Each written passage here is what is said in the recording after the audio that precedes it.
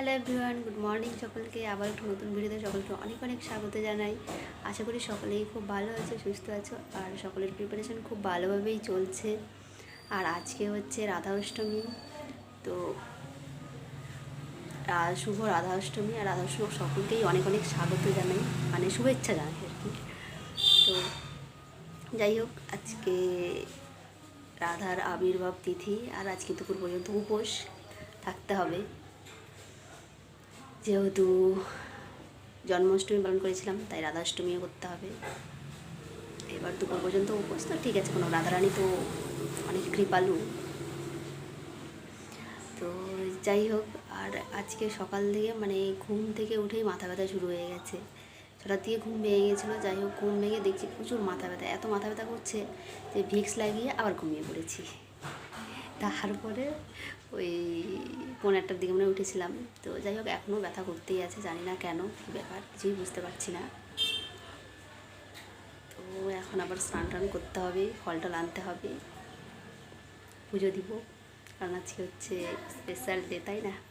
তো ঠিক আছে, চলো তাহলে। আর কখন পড়তে বসি নিজেও জানি না, যখন পড়তে বসবো তখন অবশ্যই সেটা তো দেখতেই পারো। ঠিক আছে।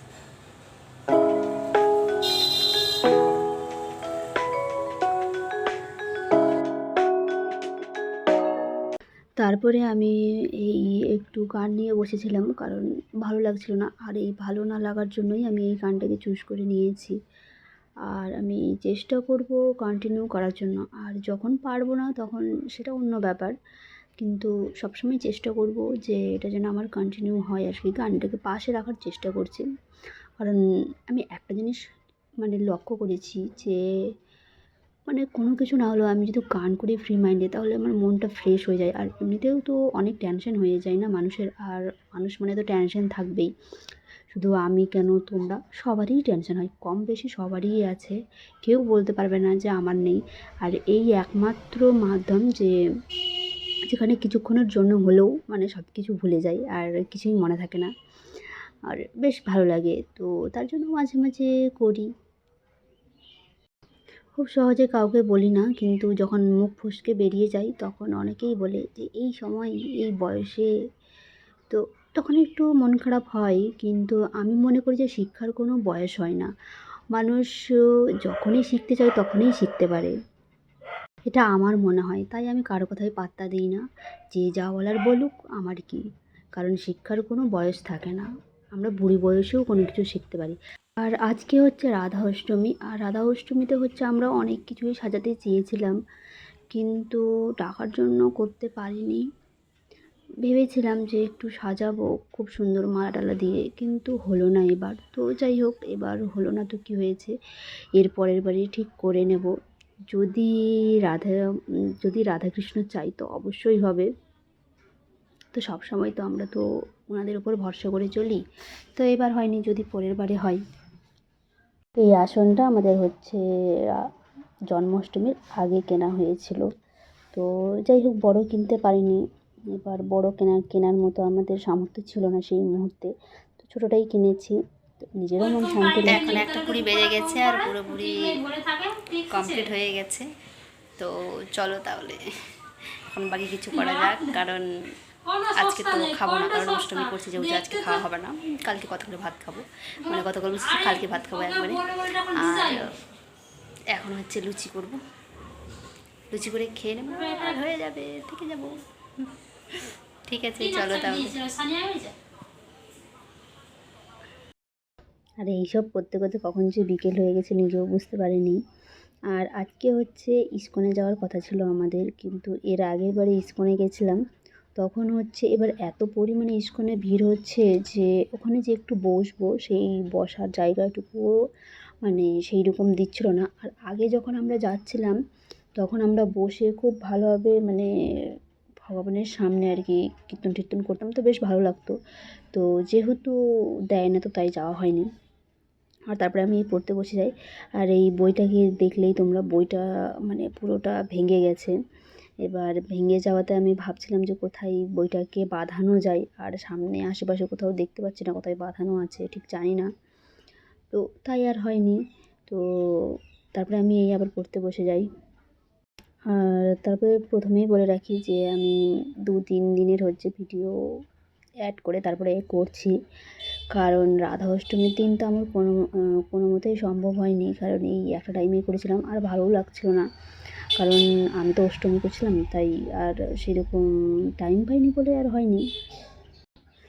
তো যাই হোক, আর তোমরা তো আশা করি সকলেই জেনেই গেছো যে আমাদের পরীক্ষার ডেট পাবলিশ হয়ে গেছে, অ্যাডমিট কবে দেবে। আর যদিও এটা টেন্টেটিভ ডেট, কিন্তু আমাদেরকে মাথায় রাখতে হবে যে পিছালেও খুব একটা বেশি দিন পেছোবে না, কারণ অক্টোবরের শেষের দিকে হতে পারে আশা করি। আর আমাদের 19 তারিখে ডেট পাবলিশ হয়ে গেছে। প্রথমে আমাদের ইনফরমেশন বুলেটিন আমাদের পাবলিশ হয়েছিল হচ্ছে 28 তারিখে, আর সেই দিনেই আমরা বুঝে গেছিলাম যে আমাদের 28শে অগস্ট, আর আমরা তখনই বুঝে গেছিলাম যে সেপ্টেম্বরে হয়তো আমাদের ফর্ম ফিল আপের ডেট দিয়ে দিতে পারে। আর এরকমই খুব একটা আইডিয়া ধরছিলাম যে খুব অল্প টাইমের জন্য আমাদের ফর্ম ফিল আপটা হতে পারে, আর সত্যিই তাই। আর ফর্ম ফিল আপের ডেট শুরু হচ্ছে 4 তারিখ থেকে 15 তারিখ পর্যন্ত। 4 তারিখে হয়তো 4টের দিকে এরকম সম্ভবত শুরু হবে, 4 থেকে 15 তারিখ, মানে হাতে আমাদের 12 দিন। 12 দিনের মধ্যে ফর্ম ফিল আপ শেষ হয়ে যাবে।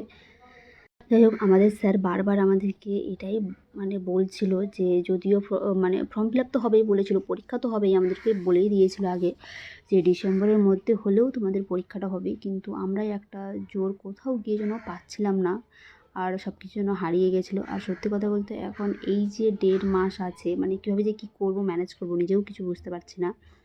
আর কারেকশান ডেট আছে হচ্ছে 17 থেকে 18 তারিখ পর্যন্ত, আর অ্যাডমিট ডাউনলোড পরের মাসে 10 থেকে 19 তারিখের মধ্যে। আর তারপরে তো আমাদের 19 তারিখে পরীক্ষাই আছে 12টা থেকে 1:30 পর্যন্ত, কারণ এর আগের বারেও হয়তো এই টাইমেই সেম টাইমেই আমাদের পরীক্ষাটা হয়েছিল, কিন্তু এবার যে এত তাড়াতাড়ি হয়ে যাবে কিছু বলার নেই। মানে আমি মাঝে মাঝে ভাবি যে বোর্ড যে কী চাই, আমরা নিজেরাও কেউ বুঝতে পারি না যে বোর্ড কী চাই, কারণ জানি না বোর্ড কী চাই, কারণ এই হুটহাট করে সব কিছু মানে বের করে দেয়, আর কি বলবো, কিছু বলারই থাকে না। আমরা এটারই এতদিনে অপেক্ষা করছিলাম যে ফর্ম ফিল আপ কবে হবে, পরীক্ষা হবে কি হবে না। আমাকে অনেকেই জিজ্ঞেস করছিল যে পরীক্ষা হবে কি হবে না, তো আমিও ডিমোটিভেট হয়ে গেছিলাম। তারপরে হচ্ছে আমি তবুও বলতাম যে পরীক্ষা হবে, দেরি করে হলেও হবে, কারণ আমাদের স্যার যখন বলেছিল তখন আমি বলেই দিয়েছিলাম যে পরীক্ষা দেরি করে হলেও হতে পারে। এবার সবাই বাকিটা তাড়াতাড়ি পড়া শুরু করে দাও। এবার যাই হোক, আমি কী করবো আমি নিজেও জানি না, এবারে কী হবে নিজেও জানি না। আমি তো নিজেও বুঝতে পারছি না যে কী হবে বলে। আমাদের হাতে আর বেশি দিন টাইম নেই, তাই সবাই ভালোভাবে পড়া শুরু করে দাও। আর যারা যারা পড়ছিল রেগুলার, তাদের তো কোনো অসুবিধেই হবে না, কারণ তারা তো রেগুলারই পড়ে যাচ্ছিলো। যেমন আমাদের কোচিংয়ের কয়েকজন ছিল, তারা রেগুলার ক্লাস করেছে, এমনকি আমরা যখন কেউ ক্লাসে জয়েন করতাম না, তারা তখনও ক্লাসে জয়েন করে পড়া মানে পড়তো আর কি। তো তাদের তো অটোমেটিক ভালো হবেই পরীক্ষা, সেটা তো স্বাভাবিক ব্যাপার, কারণ কষ্ট করলে কষ্টের ফল তো পাবেই, তাই না? আর আমি বা আমার মতো যারা কয়েকজন আছে, তো তাদেরকে আর কি বলবো, আমি তো আমার কোনো বলার ভাষাই খুঁজে পাচ্ছি না, মানে কী যে বলি আমি নিজেও বুঝতে পারছি না।